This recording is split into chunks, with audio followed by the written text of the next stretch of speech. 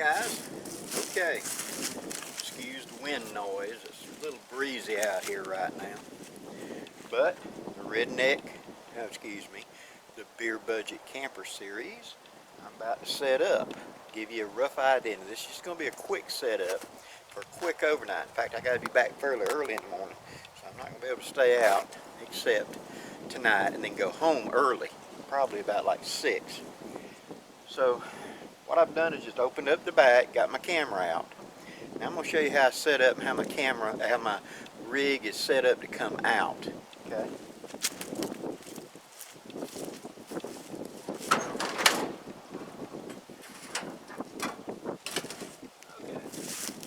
First thing out is going to be the water. These Swedish water bags are at Sportsman's Guide. They're a very heavy vinyl-like material, just about indestructible. You can throw it down, jump on it, whatever. And it's got a dispenser top on it that you unscrew here, and then you got a press button so you can pour out water, and it hangs upside down on the side of my truck. Therefore, I have an instant water supply.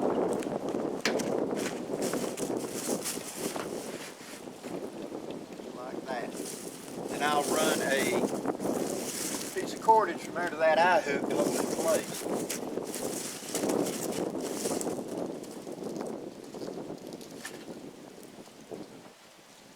Now I have my lantern.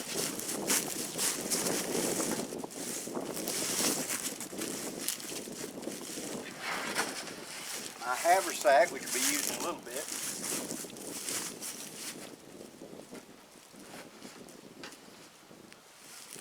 Like that.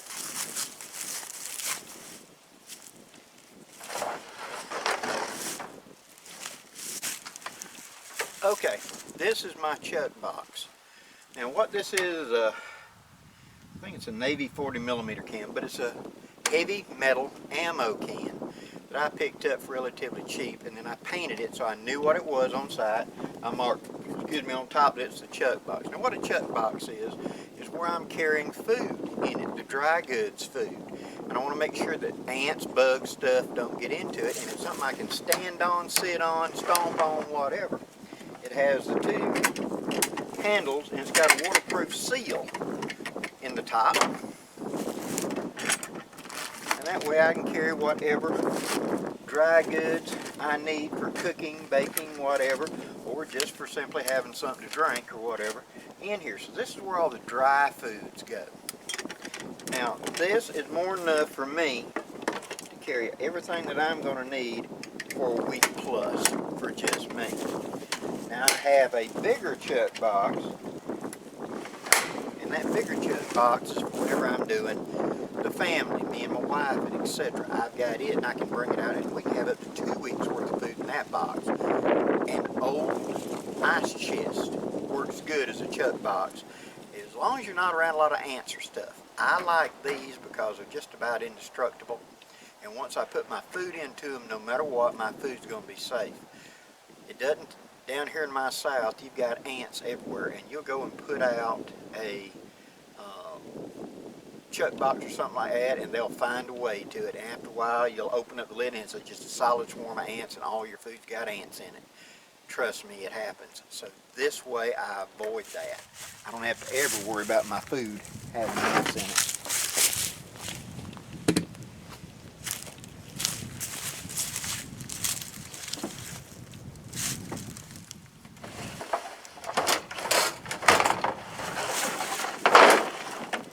Next comes the ice chest. Self-explanatory.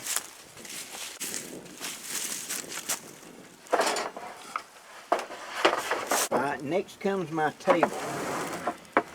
I'll set that up for you in just a second. My bed is already set up. This is for a video I'm going to be doing. There's my knife. Right here on the tail end is my power cell. And then right here is going to be my bush pot and what I'm going to be doing for dinner. And I have a large wash pot that I'll be setting up on the table. Over here I've still got my chair and stool. I've got my tripod. I've got my additional small table utilized for eating, etc. And then up here on the bed itself I have the sleeping mat. I have the big down sleeping bag that I'll be using tonight because they're expecting it to get down into the 30s. And then I've got my little puffy blanket that I'm going to use around the fire or to use as a pillow tonight. So between those. Now that empties it out for this. I've still got tons of space, as you can see, up under that bed. I could brought out much more gear depending on what I'm doing. But I'm just streamlining what I need just to get set up. Now, let me back the camera up and I'll show you the layout of how I lay out my camp right quick. Okay. This is the table that I built. Wiggle out the leg, set them in place. Okay, see, all it is a two banister legs, a 1x3 I think it is, and then a 2x2 cut. You set it into the slot, step in the middle and wiggle, and it goes in. And thus you have a table.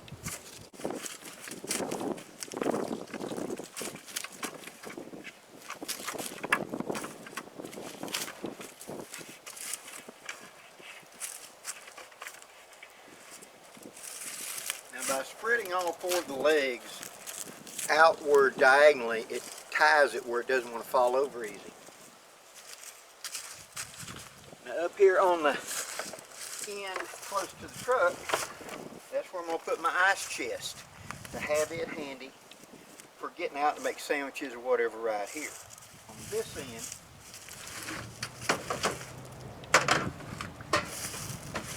this is where my wash basin goes. So I've got a place that I can come over here and wash my dishes.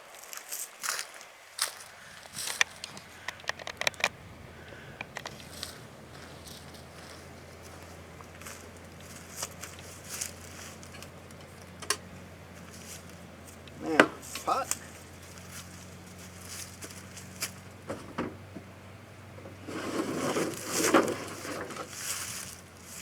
One pre-rigged up tripod in order to hold my pot for cooking tonight's dinner.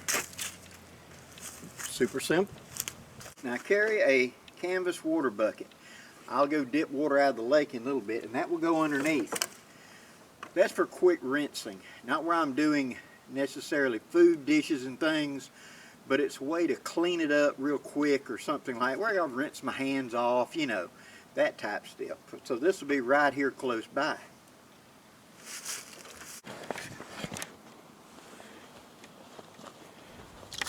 Okay guys, here's the basic setup. Right there is my cooking fire ready to go. I've got that bag of charcoal. I'm just going to, one of my half bags you got left over after a barbecue. I like to save them for this because it's a quick fire.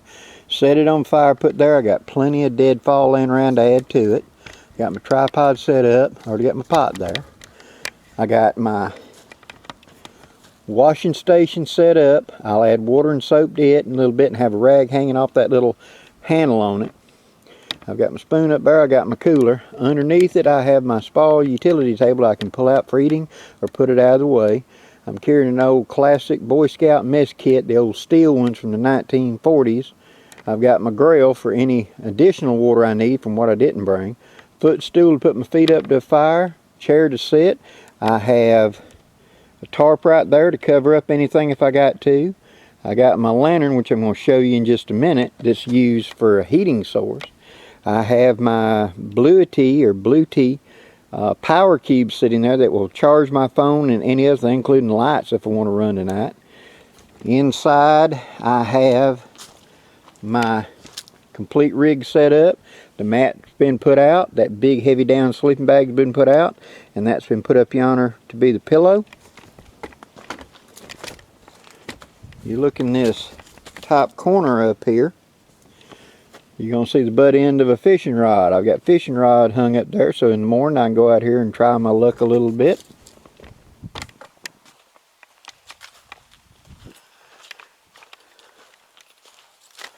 Right here I've got my water station set up, and I've got my haversack at the ready for me to take a hike or whatever. I've got my lantern set up there so I can grab it a minute and have instant illumination to light the whole camp. I can sit it up there and it's going to light the whole camp, or I can bring it inside as need be. Up here in the cab I have my rucksack that's got all the additional clothes I'm going to need for the night, and I've got my heavy jacket laid right there ready to grab at a moment's notice, and I got my notebook laying up there for things that I want to work on while I'm out here. Okay, now let's talk about that heater I talked about. It's not truly a heater, and with adequate clothing I shouldn't need a heat source, right? With an adequate bed that's going to insulate me from the bottom, give me more than adequate insulation from the top, and still be wearing adequate clothing, I shouldn't need an additional source, should I? But you do need a little something, and here's why. Once I shut this up tonight and I close this door and I drop it down, condensation could be a factor. So what I'm doing, now you're going to find many people that have homemade or innovated some sort of device. Okay, a big soup can, a big stew can or something, inverted somehow over a base, and then the heat source underneath it will do the same job. But the thing is, I want to add a little bit of heat to keep condensation to a minimum.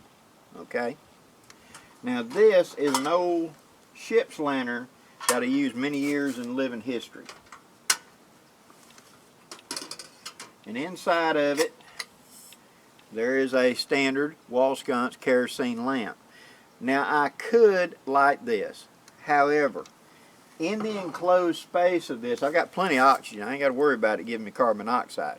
What I do have to worry about is everything will smell like kerosene. If I set it down as low as possible, I might be able to do that, but I really wouldn't consider running this in here unless it was going to be in the teens. It's only going to be in the 30s.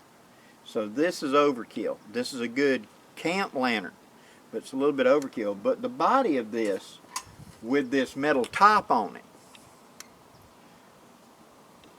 these big votive candles that burn for hours and hours and hours and hours, they've got a wick all the way to the bottom.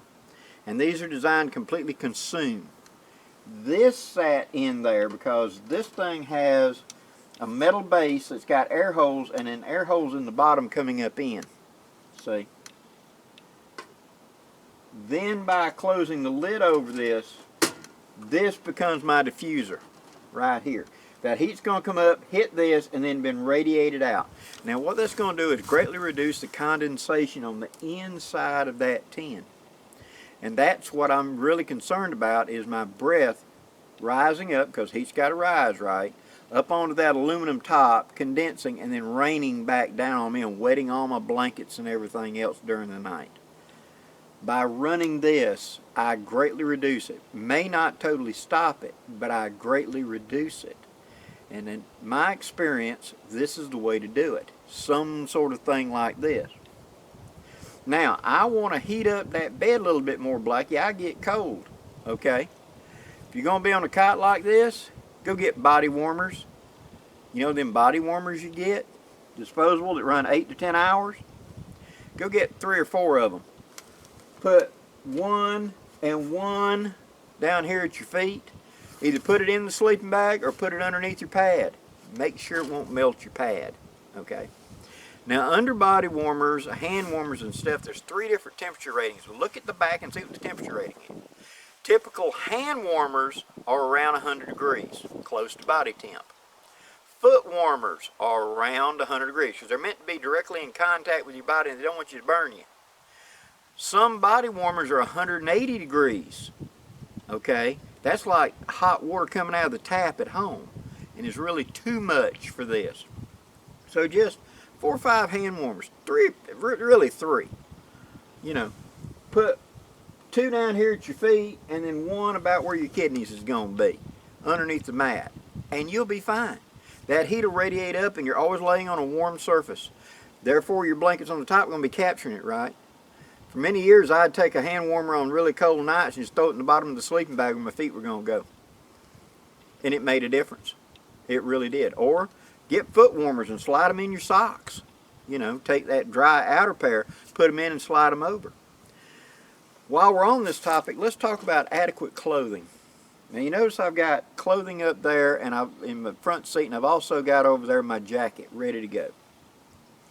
I'm going to build up a nice warm fire right here off my tailgate, probably about 10 feet, 10 or 12 feet.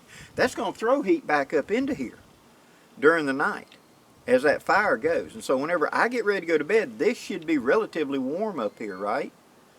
If I add in a hand warmer or 2 into that sleeping bag before I ever get into it, my sleeping bag will be warm, right? If not, if I don't want to do that, I could pull my sleeping bag out, drape it over my chair, right here at the fire, like the 20-25 minutes before I'm about to go to bed, right? Stand up, walk around, go take care of nature's call, come back, and let the fire warm that sleeping bag up before I climb in it. That's one of the biggest things, is you're coming out of the environment and you go get into the bag and the bag's cold, and then your body's got to warm up that bag, and you lay there, you know, you're just so cold. If you think ahead, you can avoid that. 1, I'm putting the fire close enough, and this is going to act like a big heat catch, right? And if I make a good fire that's going to throw the heat, a tall fire like a teepee fire like we talked about, that's going to throw the heat, I'm going to warm up this area. No, it's not going to be like home. You're not going to walk around in there wearing a pair of shorts and a t-shirt. But that's kind of foolish thinking, ain't it? As my grandfather taught me whenever we were going to pull trot lines in the dead of winter. Now let me explain trot lining. We would be dropped off about a half hour before sundown on the river bank or the creek bank or wherever we were running trot lines. And we weren't camping. We would put out the lines and we'd build up a fire, and we'd normally have a chair or a bucket or something to sit on. And every hour you had to pull those lines. Go out and pull and rebait, you know, pull the catfish off, and you put them in a wash tub. And we're not going to lay down. You're going to sit there by a fire all night.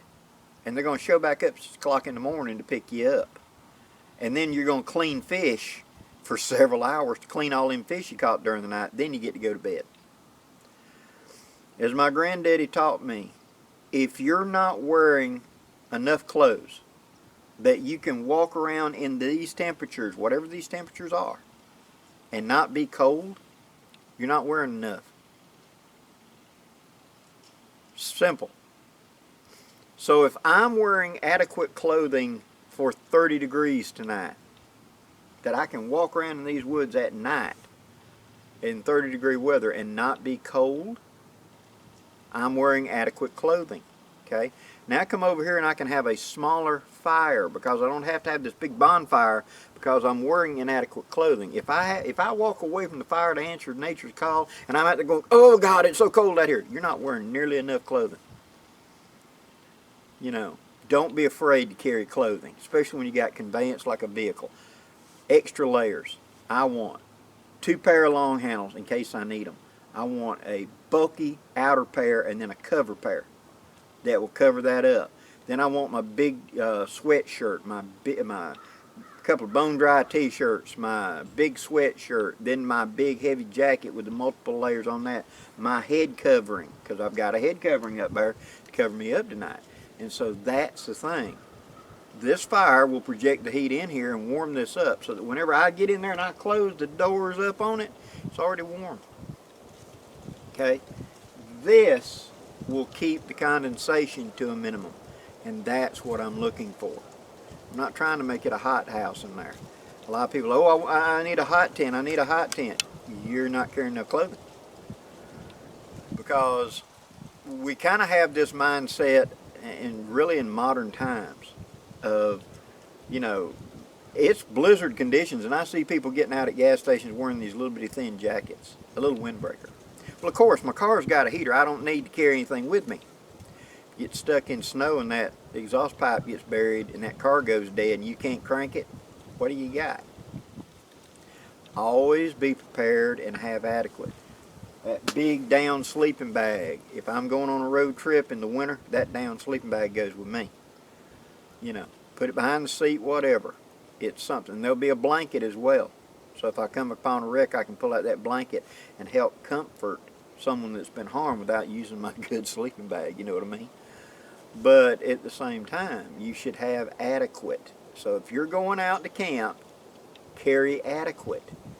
If you don't know what adequate is, get out in the backyard and find out. If you cannot comfortably sit outside 30 minutes and not be cold, you're not wearing enough.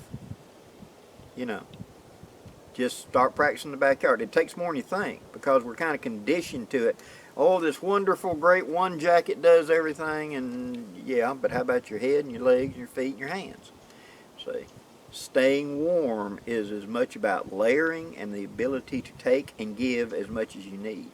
And my camping rig here reflects that. Sorry to get off on a tangent, but I've had a lot of questions about that. About, Blackie, could you put a fireplace in there? Could you put a firebox? How are you going to stay warm in there? Oh my God, it'd be so cold back there.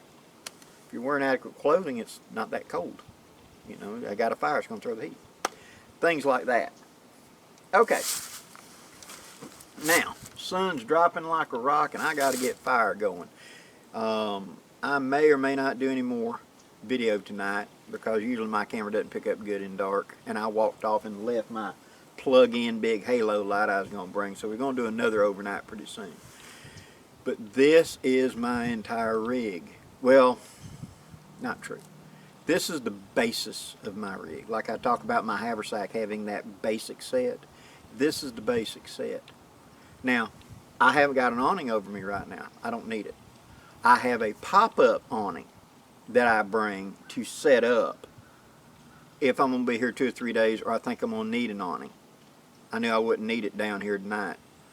I can run a bigger tarp between 2 trees and simply back the truck up to the edge of it after I get it set up as well.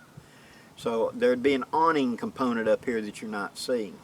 There'd also be a firewood stack over here that you've not seen that I would have gathered up large firewood or brought firewood in with me to guarantee I had good adequate firewood. But as it stands, I mean, this is pretty much it, within reason. It doesn't take a lot to make you comfortable. My camper rig reflects that. Do I have adequate bedding? Yes.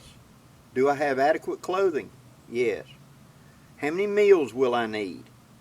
My chuck box and this handle that. How am I going to cook that? Everything's going to be made in that bush pot. Therefore, have I got a way to make a quick fire in case I can't hardly find good firewood and I need to get it going? Brought that half bag of charcoal, just sit there and set the whole bag on fire. Once I get it going, I'll just add what I pick up and be just fine. I have an elevated place where I can make sandwiches, eat, etc. I have a way to sit and be comfortable. I have my footstool so I can put my feet to the fire and kick back and relax. I can take that puffy blanket that I'm using for a pillow and drape it around me this way tonight, even though I'm going to be wearing my good heavy jacket, to be comfortable and sit here and just enjoy the stars and listen to the, you know, the whippoorwills and everything else. Just enjoy the evening. The fire, the wood smoke, enjoy it. The Grail handles any additional water if that ain't enough water. Now that, I only put like 2 gallons, a gallon and a half in it for the cooking tonight, but that'll hold 5 gallons and that'll easily get me through a week. And I can supplement anything I need from that. My Boy Scout mess kit that I've showed, that it's the steel one with the extra plate, will handle all my eating needs and additional cooking needs. And I've got a spoon I made to eat with as well as another spoon for spot. I have my small table that can be brought out here quickly and easily to be used in food preparation and things like that. Put a piece of aluminum foil across the top of it and I've got a place to go so I can be close to the fire. That allows this big table to stay over here as a place to eat and as a place to make sandwiches or whatever up here. This fits underneath to be out of the way. So I can put my pots, pans, plates, whatever onto it, and it's not getting kicked all the time in the camp. My haversack is right there. I know exactly where it's at. Where's my kukri? It's in the front of the cab in top of my clothing bag. If I need to chop wood, I know exactly where it's at. Everything has a place. Everything flows in and out. Now this took me 10 minutes to set up, and I'm done. I'm ready to spend the night. Could I go more elaborately? Yes. Like I said, I could put an awning out here. I could do whatever was, if it was going to be rainy, I would definitely have that awning up, because then I could have my fire under the edge of that awning, keep it low, keep it small, and be able to have my fire in the rain because that low awning, it's a 10-foot high center. If I keep my fire nice and low, I don't have to worry about it so much. See? And I've been surprised how well those things work. I've had several friends that we've used them and had a small fire underneath them and the smoke goes up into it. No problem, no melting, no nothing, because by then the heat's dissipated. Super quick and easy. Now in reverse of this, when I get up in the morning I think I gotta be out of here by 6:30. So at 5:30, whenever the alarm goes off and I crawl out of that bag and I come out here, I will have a quick fire to heat me up some coffee. While that's working, I will start loading all this right back in. My stool and chair wrap goes in that corner. Place is sitting there for it right now.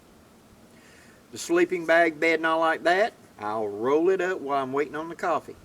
Set it back on top of the bed. The ice chest will be drained and slid into its position. The table will be broken down and slid into its position, which will pin everything else that's going to be underneath the bed under the bed so it doesn't move around. The chuck box will slide in last. I will sit here and enjoy my coffee, enjoy the sunrise coming up. Then I will get up, put the two together, slide it in the slot, close the the doors, and I'm on my way home. 10 minutes up, 10 minutes down. That's the advantage of it. No big elaborate. I can expand it or contract it, but this is the basis of it.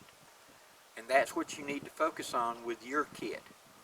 What are my basic needs? Needs first, wants second. Okay? And like I said, adequate clothing.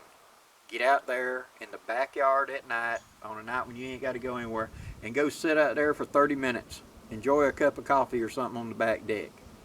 If you cannot be warm and comfortable for 30 minutes without a fire, you're not wearing adequate clothing. Simple enough. Hope this gives you some ideas, guys. Thank you very much for supporting my channel. And there will be another few videos coming on the beer budget camper. Next camp out will be like 2 days, and that will be a lot of cooking and stuff while we're there. It's just day. I'm running out of daylight. Ain't got time to do it today, and I got to be back early in the morning, but we're going to do it. So thank you very much for supporting my channel. Please leave any questions or comments below, and do me a favor and hit that like, share, and subscribe button before you go. Till next time, I'm Blackie, wishing you safe journeys. Have a great day, guys.